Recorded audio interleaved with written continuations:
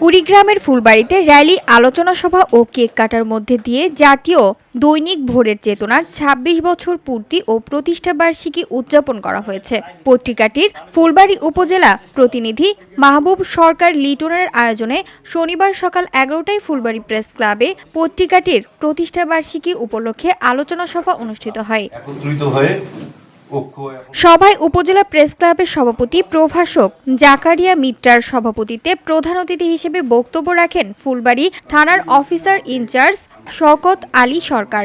আমন্ত্রিত অতিথির বক্তব্য রাখেন উপজেলা বিএনপির সাবেক সহসভাপতি লোকমান হোসেন সরকার, উপজেলা প্রেস ক্লাবের সাধারণ সম্পাদক মোস্তাফিজুর রহমান জাহাঙ্গীর। ফুলবাড়ী উপজেলা প্রেস ক্লাব সহ বিভিন্ন প্রিন্ট ও ইলেকট্রনিক মিডিয়ার সাংবাদিকগণ উপস্থিত ছিলেন।